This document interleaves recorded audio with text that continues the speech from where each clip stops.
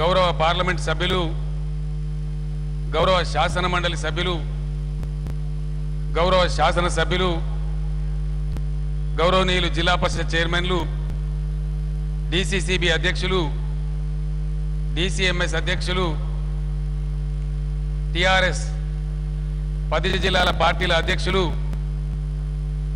రాష్ట్ర పార్టీ పెద్దలు, ఖమ్మం జిల్లాకు సంబంధించినటువంటి టిఆర్ఎస్ కార్యకర్తలు, ఈరోజు ఖమ్మంలో జరిగినటువంటి 15వ టిఆర్ఎస్ ప్లీనరీ సందర్భంగా ఖమ్మం టిఆర్ఎస్ పార్టీ నిర్వహించినటువంటి ఈ బహిరంగ సభకు అశేషంగా తరలివచ్చినటువంటి తెలంగాణ పులిబిడ్డలైన నా అన్నదమ్ములకు, అక్కా చెల్లెలకు అందరికీ కూడా వందనం, శుభాభివందనం.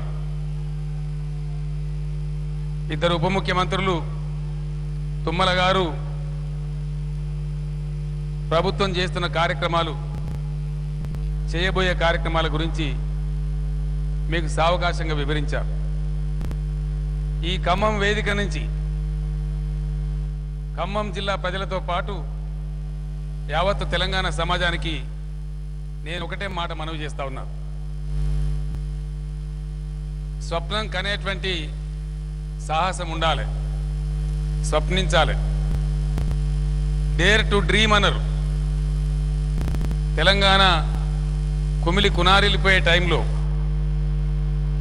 అంతులేని దోపిడీకి గురవుతున్న టైంలో ఆ రోజు శాసనసభ్యునిగా, మంత్రిగా, రాష్ట్ర శాసనసభ డిప్యూటీ స్పీకర్గా ఉంటూ అనేక సందర్భాల్లో నేను కూడా కుమిలిపోయాను. సహచరులతో, మిత్రులతో, చాలామందితో అనేక సందర్భాల్లో తెలంగాణ కోసం పోరాడదాం పద అని చెప్పి మాట్లాడినాం. కానీ ఒక నిరాశ, ఒక నిస్సత్వ, ఏమీ చేయలేమనేటువంటి ఒక అసహాయ నిస్సహాయ స్థితి. అన్నా మన వల్ల అవుతుందా, జరగనిస్తారా, కానిస్తారా, మన పదవులు పోతే తప్పది రాదు అనేటువంటి మాటలు నేను వినేవాడిని. నాకు బాగా గుర్తుంది, 1996 సంవత్సరం ఆదిలాబాద్ జిల్లాలో ఒక ఉప ఎన్నిక ఉంటే అక్కడికి నేను వెళ్ళిన. ఒక సమావేశం అనుకోకుండా రద్దయితే తెలంగాణ ప్రాజెక్టు కదా అనే ప్రేమతోని శ్రీరామ్ సాగర్ ప్రాజెక్ట్ కట్ట మీదకి పోదామని నాతో ఉన్న మిత్రులను తీసుకొని అక్కడికి పోయినాం. ప్రాజెక్ట్ నిర్వహణ బాగలేదు, గేట్లన్నీ చిలుంబట్టిపోయి ఉన్నాయి.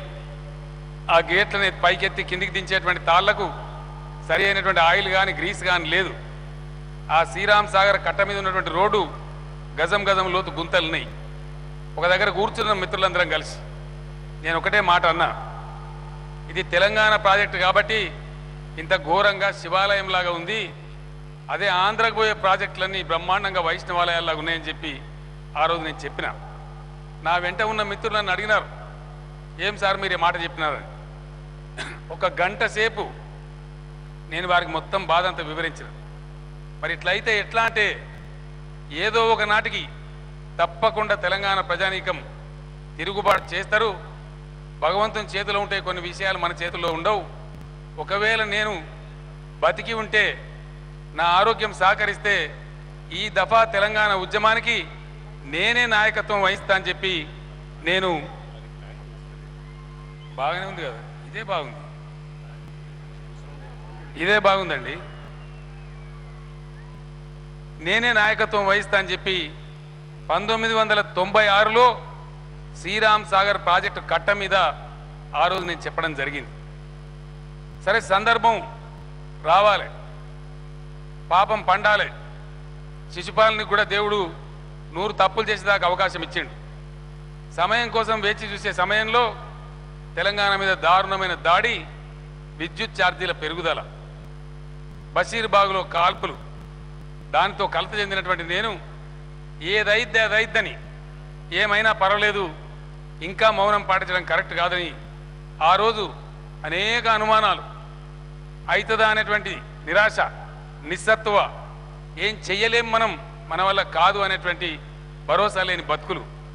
ఆ రోజు 2001 ఏప్రిల్ 27 ఇదే రోజున నేను హైదరాబాద్లోని జలదృశ్యంలో ఉద్యమాన్ని ప్రారంభించినాను.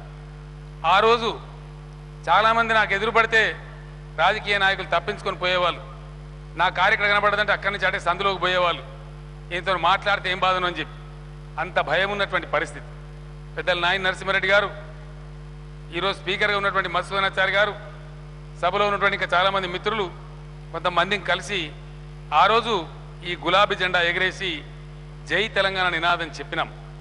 ప్రజలకు నేను ఆ రోజు ఒకటే మాట చెప్పిన, చాలామంది ఉద్యమానికి వచ్చి మోసం చేసిపోయినారు, పదవుల కోసం అమ్ముడు పోయినారు, కాబట్టి మీకు నమ్మకం లేదు, మీరు నమ్మకాన్ని కోల్పోయి ఉన్నారు.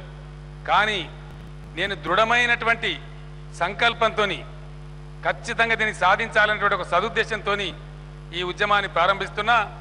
100% ఇంటికి ఒక యువకుని నాకు అప్పచెప్పండి, 100% తెలంగాణ రాష్ట్రం సాధిస్తా అని చెప్పి 2001 ఏప్రిల్ 27 నాడు హైదరాబాద్లో ఆనాడు జలదూషణలో నేను చెప్పడం జరిగింది. ప్రజలకు ఇంకొక మాట కూడా నేను చెప్పినాను, ఉద్యమ పందా వీడను, ప్రాణం పోయినా సరే ఎత్తిన పిడికిలి దించను, ఎత్తిన జెండా దించను, ఖచ్చితంగా రాష్ట్రం సాధిస్తా. ఒకవేళ నేను పెడమార్గం పడితే నన్ను రాళ్లతో కొట్టి చంపండి అని చెప్పి ఆ రోజు తెలంగాణ ప్రజానీకానికి నేను చెప్పడం జరిగింది. చాలామందికి విశ్వాసం రాలే, అప్పటికప్పుడు ఎవరు కదలలే. పిడికడి మందితోని ప్రారంభమైన ప్రస్థానం మీరందరూ సాక్షులే. అనేక అవరోధాలు, ఆటంకాలు, జయాలు, అపజయాలు అనేకం తట్టుకొని, అనేక సుడిగాలు తట్టుకొని ముందుకు పోయినాం. చాలామంది అవహేళన చేసినారు, ఇది ఏమైతే సాధ్యం కాదు, ఇది మగలో పుట్టింది పుబ్బలో పోతుంది అన్నారు. ఈడెక్కడన్నా బక్కోడు ఎవడో బొణిగవిసికి చంపేస్తాడని కూడా అన్నారు. అయ్యేదా పోయేదా అని అన్నారు. కానీ అట్లా అన్నవాళ్ళు పోయినారు, కానీ గులాబీ జెండా మాత్రం పోలే. ఖచ్చితంగా తెలంగాణ రాష్ట్రాన్ని 14 సంవత్సరాల సుదీర్ఘ పోరాటంతో సాకారం చేసిన పార్టీ టీఆర్ఎస్ పార్టీ అని చెప్పి నేను మనవి చేస్తా ఉన్నా. అనేక బాధలు కలిగినాయి, దుఃఖాలు కలిగినాయి, అపజయాలు కలిగినాయి, కానీ మొక్కబోని దీక్షతో ముందుకు సాగినాం, గమ్యాన్ని ముద్దాడినాం. ఈరోజు తెలంగాణ రాష్ట్రంలో 15వ ప్లీనరీని స్వేచ్ఛ వాయువుల మధ్య గౌరవంగా ఆత్మగౌరవంతో తలెత్తుకొని ఈరోజు ఈ బహిరంగ సభను, ఈ ప్లీనరీని ఖమ్మం వేదికగా మనం జరుపుకుంటా ఉన్నాం. నేను మీ అందరితో కోరేది ఒకటే, ముఖ్యంగా మేధావులు, యువకులు, రైతు సోదరులు, కార్మిక సోదరులు, అన్ని వర్గాల బడుగు బలహీన వర్గాల ప్రజలు, దళిత గిరిజన మైనార్టీ ప్రజలతోని నేను అందరితో కూడా కోరేది ఒకటే. ఈరోజు నాకు 63 సంవత్సరాల వయసు. ఇంకా నేను కోరుకునేది ఏమిటి? ఒక మనిషికి జీవితంలో ఉండే కోరికలలో ఈరోజు నేనున్న ముఖ్యమంత్రి పదవి కూడా తెలంగాణ తెచ్చిన గొప్పతనం ముందు ఈ పదవి ఏ పార్టీ కూడా కాదు.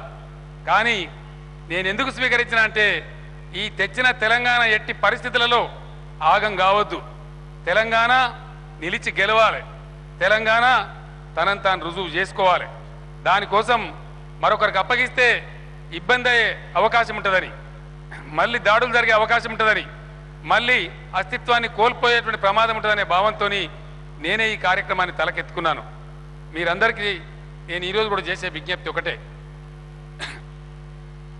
ఎవరు కూడా సాధారణ రాజకీయ పార్టీల నాయకులు తమకు తాము ఆంక్షలు విధించుకోరు. రాజకీయ నాయకులు అటు కాకుండా ఇటు కాకుండా మాట్లాడతారు. టీఆర్ఎస్ పార్టీ ఉద్యమం నుంచి వచ్చిన పార్టీ కాబట్టి, ఉద్యమ సోయి, ఉద్యమ స్ఫూర్తి, ఆ ఉద్యమ ధృతి ఉధృతి తెలిసిన పార్టీ కాబట్టి నేను ఒక మాట చెప్పినాను ప్రజలకు. మిషన్ భగీరథ అనే ఒక బృహత్తరమైన పథకం ఇందాక మన మంత్రులందరూ కూడా చెప్పారు. అది మామూలు పథకం కాదు, అద్భుతమైన పథకం. ఈరోజు యావత్తు తెలంగాణ కరువుతో అల్లాడుతూ ఉన్నది.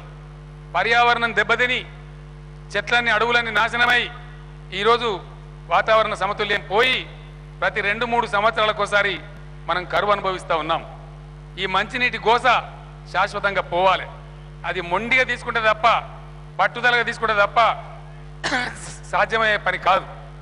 అందుకోసమే నాయకులంతా కూడా అప్రమత్తంగా ఉండాలని, ప్రభుత్వ అధికారులకు కూడా తెలవాలని ఒక ఆంక్ష నాకు నేనే విధించుకున్నాను. ఈ స్టేజ్ మీద కూర్చున్నటువంటి ఈ శాసనసభ్యులు, పార్లమెంట్ సభ్యులు, ఎమ్మెల్సీలు, మంత్రులు, వీళ్ళందరి రాజకీయ భవిష్యత్తును స్టేక్ చేసి దేశ చరిత్రలో, భారతదేశంలో ఎప్పుడు కూడా 65 సంవత్సరాల స్వతంత్రంలో ఎవరు చేయనటువంటి సాహసం చేసి ఈ టర్ములోనే ప్రతి ఇంటికి ప్రభుత్వ ఖర్చుతో నల్లా బిగించి ఖచ్చితంగా మంచినీళ్ళు అందించకపోతే మళ్ళీ ఎలక్షన్లో టీఆర్ఎస్ పార్టీ పోటీ చేయదు, ఓట్లు అడగమని చెప్పినటువంటి భారతదేశంలోనే ఏకైక పార్టీ టీఆర్ఎస్ పార్టీ. అది మీరందరూ గమనిస్తూ ఉన్నారని మనవి చేస్తూ ఉన్నా. ఇలా అద్భుతమైన పద్ధతిలో ఆ పథకం అమలు జరుగుతూ ఉంది. చాలామంది ఆటంకాలు పెట్టే ప్రయత్నాలు చేస్తూ ఉన్నారు, పిచ్చి పిచ్చి ప్రయత్నాలు కూడా చేస్తూ ఉన్నారు. అయినా కూడా ఆ పథకాన్ని ఖచ్చితంగా సాధించే దిశగా అడుగు ముందుకు వేస్తూ ఉన్నాం. మీ ఆశీస్సులతో ఈ సంవత్సరం డిసెంబర్ నాటికే ఖచ్చితంగా 6200 గ్రామాలకు ఆ మంచినీళ్ళు రాబోతా ఉన్నాయి. 17 డిసెంబర్ వచ్చే సంవత్సరం 17వ సంవత్సరం డిసెంబర్కు ఆల్మోస్ట్ 95% రాష్ట్రం అంతా కూడా మంచినీళ్ళు ప్రతి ఇంటికి రాబోతా ఉన్నాయని చెప్పి నేను మనవి చేస్తా ఉన్నా. అదేవిధంగా మనకు కావాల్సింది, నేను ఒకటే మాట పొద్దున ప్లీనరీలో కూడా చెప్పాను, మళ్ళీ బహిరంగ వేదిక ద్వారా ప్రజాభిముఖంగా తెలంగాణ యావత్ ప్రజానీకానికి ఇక్కడ ఆశీనులైన మీ అందరికీ కూడా మనవి చేస్తా ఉన్నా. ఆనాడు మన ప్రధాన నినాదం నీళ్లు, నిధులు, నియామకాలు. 2 సమస్యలు తీరిపోయినాయి. రాష్ట్రమైనాం కాబట్టి, స్వతంత్ర రాష్ట్రంగా ఉన్నాం కాబట్టి, సార్వభౌమాధికారం ఉన్న రాష్ట్రంగా ఉన్నాం కాబట్టి 2 సమస్యలు పరిష్కారం అయినాయి. ఈరోజు తెలంగాణ స్వతంత్ర రాష్ట్రం, మన బడ్జెట్ ప్రతి రూపాయి మనకే ఖర్చు అవుతుంది. నిధులు ఇంకా వేరే కాడికి తరలిపోయే ప్రశ్న లేదు. అదేవిధంగా నియామకాలు, తెలంగాణలో ఎన్ని ఉద్యోగాలు వచ్చినాయా తెలంగాణ బిడ్డలకే దక్కుతాయి తప్ప వేరే వాళ్ళకి దక్కే పరిస్థితి లేదు. ఈ 2 బాధలు మనకు తీరిపోయినాయి. తీరవలసిన ప్రధాన బాధ సాగునీటి సమస్య, అది తీరవలసిన అవసరం ఉంది. ఖమ్మం జిల్లా ప్రజలుగా మీకు తెలుసు, నేను చెప్పాల్సిన అవసరం లేదు. ఎన్ని నదులు ఖమ్మంలో, కిన్నెరసాని, మునేరు, పాలేరు, గోదావరి, ఇన్ని నదులతో అలరారే ఈ జిల్లాలో ఎందుకు కరువు కాటకం ఉండాలి? ఎందుకు మంచినీళ్ళ బాధ ఉండాలి? చాలా పెద్ద పెద్ద బీరాలు మాట్లాడే వాళ్ళు ఈ 58 ఏళ్ళు ఏం చేసినారని చెప్పి నేను ప్రశ్నిస్తా ఉన్నా. అందుకోసమే ఈరోజు అద్భుతమైనటువంటి రీఇంజనీరింగ్ చేసి ఖచ్చితంగా తెలంగాణకు 1 కోటి ఎకరాలకు నీళ్లు తీసుకురావడానికి ప్రణాళిక రూపకల్పన జరిగింది. 25,000 కోట్ల రూపాయలను ఈ సంవత్సరం బడ్జెట్లో కేటాయించాం. అందులో భక్త రామదాస్ పథకం, సీతారామ ఎత్తిపోతల పథకం ఖమ్మం జిల్లాకు మంజూరు చేయడం జరిగింది. బ్రహ్మాండంగా 1 ఇంచు కూడా మిగలకుండా ఖమ్మం జిల్లాకు నీళ్ళిచ్చే బాధ్యత నాది. మీ బిడ్డగానే మనవి చేస్తా ఉన్నాను. అటువంటి ఆకుపచ్చ తెలంగాణ కల్లారా చూడాలన్నదే నాకున్న కోరిక. నాకు ఇంకా వేరే కోరికలు లేవు. ఈ వయసులో తెలంగాణ తెచ్చినటువంటి ఈ సందర్భంలో ఖచ్చితంగా తెలంగాణలోని ప్రతి బిడ్డ చిరునవ్వుతోని, కలకలలాడే మొహంతోని తెలంగాణ సమాజం ఉండాలి. దాన్ని నేను కోరుకుంటా ఉన్నాను. మీ అందరికి తెలుసు, తెలంగాణలో 80% మంది బడుగు బలహీన వర్గాల ప్రజలే ఉన్నారు. దళిత, గిరిజన, మైనార్టీ ప్రజలే ఉన్నారు. వీళ్ళ పరిస్థితులు బాగా లేవు. ఆ పరిస్థితి నాకు క్షుణ్ణంగా తెలుసు. 40 ఏళ్ళ నుంచి రాజకీయాల్లో ఉన్నా కాబట్టి, సమాజం గురించి అవగాహన ఉంది కాబట్టి సాకల్యంగా సమస్యలని నాకు తెలుసు. ఈ బిడ్డలందరూ కూడా కలకలలాడే విధంగా, అందరు సంతోషంగా ఉండే విధంగా ముందుకు పోవాలన్నదే మన ఎజెండా. అందుకోసమే భారతదేశంలో ఎక్కడ లేనటువంటి సంక్షేమ పథకాలు 35,000 కోట్ల రూపాయలతోని అమలు చేస్తున్న ఏకైక రాష్ట్రం ఇలా ఇండియాలో వెల్ఫేర్లో నంబర్ 1 స్టేట్ తెలంగాణ అని చెప్పి కూడా మీ అందరికి నేను మనవి చేస్తా ఉన్నాను. చరిత్రలో ఎవరు ఊహించలే, ఎవరు కూడా కోరలే. కడియం సిఆర్ గారు, నేటి ఉప ముఖ్యమంత్రి గారు టీఆర్ఎస్ ఎన్నికల మేనిఫెస్టో ఎలక్షన్ ప్రణాళిక రచించేటప్పుడు మేనిఫెస్టో చైర్మన్గా వారే ఉన్నారు. పెన్షన్ల గురించి చర్చ జరిగింది. నేను అడిగిన పెన్షన్ ఎందుకు ఇస్తాం, పెన్షన్ ఇచ్చే అవసరం ఏముంది ప్రభుత్వానికి? పెన్షన్ ఇస్తున్నది ఎవరికి? ఆలనా పాలన లేని వారికి, భర్తలు చనిపోయినటువంటి విడోస్కి, వృద్ధులైపోయినటువంటి ముసలివాన్లకి, వికలాంగులుగా ఉన్నటువంటి వికలాంగ సోదర సోదరిమణులకు, బీడీ కార్మికులకు, చేనేత కార్మికులకు, గీత కార్మికులకు, ఇట్లా అనేక మందికి మనం పెన్షన్లు ఇస్తాం. పెన్షన్ ఇచ్చినప్పుడు దానికి అర్థం పరమార్థం ఉండాలి.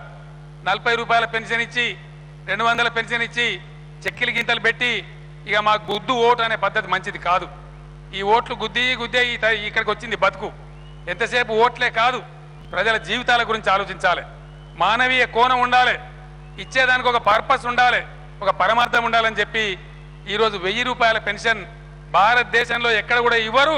1000 రూపాయల పెన్షన్ ఇచ్చేది ఒకటే ఒకటి తెలంగాణ రాష్ట్రం అని చెప్పి నేను మనవి చేస్తా ఉన్నా. ఈరోజు డబుల్ బెడ్రూమ్ ఇండ్ల పథకం ఇండియాలో ఎక్కడ కూడా లేదు, వేరే దేశాలలో కూడా చాలా దేశాలలో లేదు.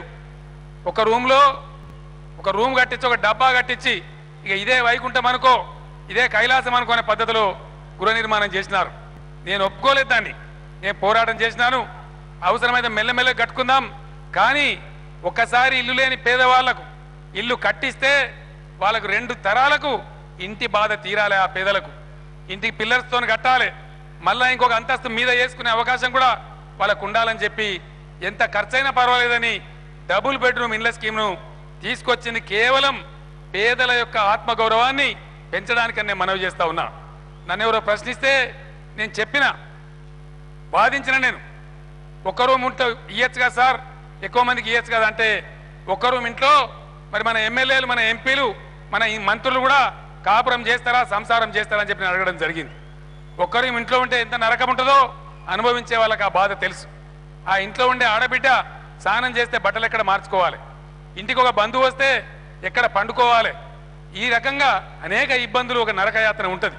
కాబట్టి పేదలు కూడా గౌరవంగా బతకాలని 2 బెడ్రూమ్స్ ఒక కిచెను ఒక హాలు 2 టాయిలెట్స్ కూడా ఇళ్లలో ఉండే విధంగా వాళ్ళకి ఇచ్చి ఈరోజు డబుల్ బెడ్రూమ్ కార్యక్రమాన్ని తీసుకున్నాం. ఇట్లా అనేక కార్యక్రమాలు పరిశీలిస్తూ పోతే ఆర్టీసీ కార్మికులు ఉన్నారు. వారి బతుకు ఎప్పుడు పోతుందో తెలియదు. ఇవాళ ప్రైవేట్ అవుతుందా, రేపు ప్రైవేట్ అవుతుందా, మా ఉద్యోగాలు ఎప్పుడు పోతాయా అని ఆర్టీసీ వాళ్ళంతా ఒక అభద్రతా భావంతో బతికేవాళ్ళు. ఈరోజు ప్రభుత్వం నుంచి 700 కోట్ల రూపాయలు ఇచ్చి జిహెచ్ఎంసీ నుంచి 218 కోట్లు ప్రతి సంవత్సరానికి ఇచ్చే చట్టం తెచ్చి ఆ 50,000 కార్మిక కుటుంబాలను నిలబెట్టింది, ఆదుకున్నది. ఈరోజు బ్రహ్మాండంగా దాన్ని లాభాల బాటలోకి తీసుకొచ్చే ప్రయత్నం చేస్తూ ఉంది. ఆ విధంగా ప్రభుత్వ రంగ సంస్థను కాపాడడం జరిగిందని నేను మనవి చేస్తా ఉన్నా. ఈ రకంగా మూలాల్లోకి పోయి లోతుల్లోకి పోయి వాస్తవాలను చూసి పరిశీలించి నిర్ణయాలు తీసుకొని ఈరోజు రాష్ట్రాన్ని అన్ని విధాల ముందుకు తీసుకుపోయే విధంగా అన్ని వర్గాల ప్రజలను బాగు చేసుకునే విధంగా మనం ముందుకు పోతా ఉన్నాం. ఈరోజు కరెంటు సమస్య పోయింది. నేను ఒక్కటే మాట మీకు మనవి చేస్తా ఉన్నా, ఇంకా ఈ రాష్ట్రంలో కరెంటు పోయే ప్రశ్న లేదు లేదు లేదు అని చెప్పి నేను మనవి చేస్తా ఉన్నా. 9 గంటలు కాదు, 2019 తర్వాత 2019 పూర్తయ్యే నాటికి తెలంగాణ రైతాంగానికి 24 గంటలు 3 ఫేజ్ కరెంట్ తెచ్చి ఇచ్చే బాధ్యత కేసీఆర్ గా మీ బిడ్డగా నాది అని చెప్పి నేను మనవి చేస్తా ఉన్నా. ఇగో ఈ సమస్యలు పరిష్కారం అయితే మన దరిద్రం పోతుంది. ఈ దరిద్రం పోవాలంటే మూలాల్లోకి పోయి వెతికి వాస్తవాలు తెలుసుకొని పనిచేస్తే తప్ప సాధ్యం కాదు. మీరందరూ కూడా ఈ విషయాలు గమనిస్తూ ఉన్నారు. ప్రజల పరిశీలన చాలా నిశ్చితంగా ఉంటుంది. గతంలో పాలకులు ఏం చేసినారో మీరు కళ్ళారా చూసినారు. ఈరోజు టీఆర్ఎస్ ప్రభుత్వం ఏం చేస్తూ ఉందో మీరు కళ్ళారా చూస్తూ ఉన్నారు. అందుకే అది దక్షిణ తెలంగాణనా, ఉత్తర తెలంగాణనా, తూర్పు తెలంగాణనా, పడమర తెలంగాణ కాదు. పడమర తెలంగాణ నారాయణఖేడ్లో టీఆర్ఎస్దే ఘన విజయం. మొన్న ఖమ్మం కార్పొరేషన్ తూర్పు తెలంగాణలో 3x200తో బ్రహ్మాండమైన విజయం. అచ్చంపేటకు పోతే మున్సిపాలిటీలో 20కి 20 స్థానాలు దక్షిణ తెలంగాణలో టీఆర్ఎస్ పార్టీదే విజయం. ఈ రకంగా ఎటు పోయినా కూడా అద్భుతమైనటువంటి విజయాన్ని మీరు కట్టబెడతా ఉన్నారు. నాకు ఆ విశ్వాసం ఉంది. మంచి ఎప్పుడైనా జయిస్తుంది, న్యాయం ఎప్పుడైనా జయిస్తుంది. అన్ని పార్టీలకు మీరే సమాధానం చెప్తా ఉన్నారు. డిపాజిట్ రాకుండా కూడా చేసి పంపిస్తా ఉన్నారు. ఈ సందర్భంలో మీరిస్తున్న ఈ మద్దతును ఇదే విధంగా కొనసాగించాలని చెప్పి యావత్తు తెలంగాణ ప్రజానికాన్ని నేను కోరుతా ఉన్నా. మీ దీవెన ఉన్నంత వరకు ఖచ్చితంగా ప్రజల ఎజెండానే, ప్రజల బాగోగులే తప్ప మాకు వేరే ఎజెండా లేదు. మాకు ఢిల్లీ హైకమాండ్లు లేవు. మాకు ఎవరైనా బాసులు ఉన్నారంటే టీఆర్ఎస్ పార్టీకి అది ప్రజానీకమే, మీరే తెలంగాణ ప్రజలే మా బాసులు తప్ప మేమెవరికి భయపడమని కూడా మనవి చేస్తా ఉన్నా. మీ దీవెన ఉన్నంత వరకు మొక్కబోని పట్టుదలతో ఈ తెలంగాణను 1 కోటి ఎకరాల మాగాణంగా మార్చి హరిత తెలంగాణ, ఆకుపచ్చ తెలంగాణగా మార్చే వరకు 24 గంటలు కరెంటు సరఫరా అయ్యే వరకు గుంతలు లేనటువంటి, జర్క్స్ లేనటువంటి రోడ్లు, అద్దాల లాంటి రోడ్లు తయారు చేసే వరకు బడుగు బలైన వర్గాల పిల్లలు కేజీ టు పీజీ చదువుకొని గౌరవంగా ఆత్మగౌరవాన్ని పొందే వరకు కేసీఆర్ నిద్ర బోర్డు విశ్రమించడం చెప్పి ఈ సందర్భంగా నేను మీకు మనవి చేస్తా ఉన్నాను. ఈరోజు మీరు ఇస్తున్న మద్దతును, మీ దీవెనను ఇదే పద్ధతిలో కొనసాగించండి. తెలంగాణ రావడానికి ఏ విధంగా అయితే కష్టపడ్డామో అదే విధంగా కష్టం చేస్తాం. రాష్ట్రాన్ని అనుకున్న గమ్యస్థానానికి తీసుకుపోతాం తప్ప మాకు వేరే ఎజెండా లేదు అని కూడా మనవి చేస్తా ఉన్నా. ఖమ్మం జిల్లాకు వస్తే ఇందాక తుమ్మల గారు చెప్పినారు, భక్తరామదాసు నడయాడిన బ్రహ్మాండమైన గడ్డ ఇది. సర్దార్ జమలాపురం కేశవరావు పోరాటం చేసినటువంటి పోరాటాల గడ్డ ఇది. రావెల్ల వెంకట్రామారావు నా తల్లి తెలంగాణ రా వెలలేని నందనోద్యానమురా అని చెప్పి 75 ఏళ్ల కింద పద్యం రాసినటువంటి మా కవి పుట్టినటువంటి గడ్డ ఇది. ఎందరో మహానుభావులు ఉద్భవించిన గడ్డ. ఈ ఖమ్మం జిల్లాకు ఏం తక్కువ ఉన్నదని నేను అడుగుతా ఉన్నా. గోదావరి ఉరుసుకొని పారుతుంది, కిన్నెరసాని ఉప్పొంగి ఉరకలెత్తుతుంది, మునేరు లక్షల క్యూసెక్ల నీళ్లు తీసుకొని పోతుంది. మరి ఎందుకు ఖమ్మంలో నీళ్లు లేవు? ఖమ్మానికి చాలా సులభంగా నీళ్ళు ఇవ్వచ్చు. గోదావరి నది నుంచి మెదక్ జిల్లాకు తీసుకుపోవాలంటే 500 మీటర్ల ఎత్తుకు లేపాల నీళ్లను, కఠినతరమైన పని. కానీ ఖమ్మం జిల్లాకు గోదావరి నుంచి నీళ్ళు ఇవ్వాలంటే చాలా తక్కువ ఎత్తులో కేవలం 180 మీటర్ల లిఫ్ట్ చేస్తే మొత్తం జిల్లా కూడా సస్యశ్యామలమయ్యే పరిస్థితి. దాన్ని గమనించే తుమ్మల గారు, నేను, జిల్లా శాసనసభ్యులు అందరం కూర్చొని మాట్లాడి ఈరోజు ఖమ్మం జిల్లాలో ప్రతి ఎకరాకు నీరు వచ్చేటువంటి పథకానికి రూపకల్పన చేశాం.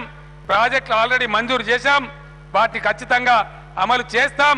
రాబోయే 2-3 ఏళ్లలో మీకు ఫలితం అందజేస్తామని చెప్పి నేను మనవి చేస్తా ఉన్నా. ఖమ్మం జిల్లా ప్రజలకు నేను చెప్పే మనవి ఒకటే. ఈరోజు జిల్లాకు నాయకత్వం వహించే తుమ్మల నాగేశ్వరరావు గారు నాకు అత్యంత ఆత్మీయ మిత్రుడు.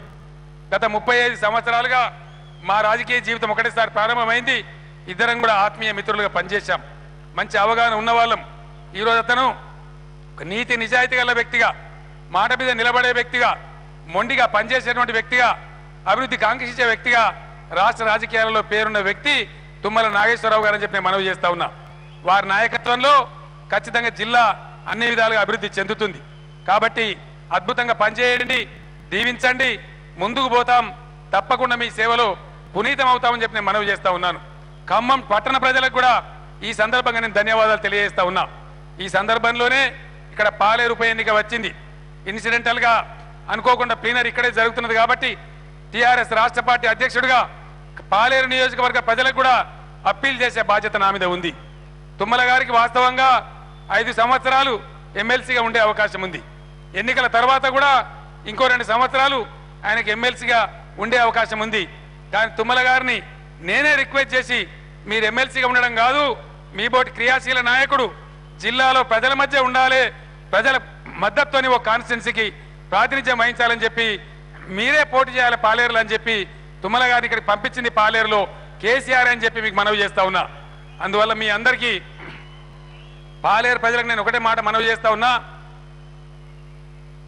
కలిసి వచ్చే అదృష్టానికి నడిచి వచ్చే కొడుకు అని సామెత చెప్తారు.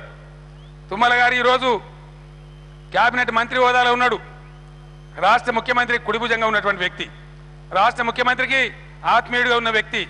పాలేరు ప్రజలారా, కలిసి వచ్చే అదృష్టంలాగా మీకు కలిసి వచ్చింది. తుమ్మల గారిని బ్రహ్మాండమైన మేడతో గెలిపించుకోండి.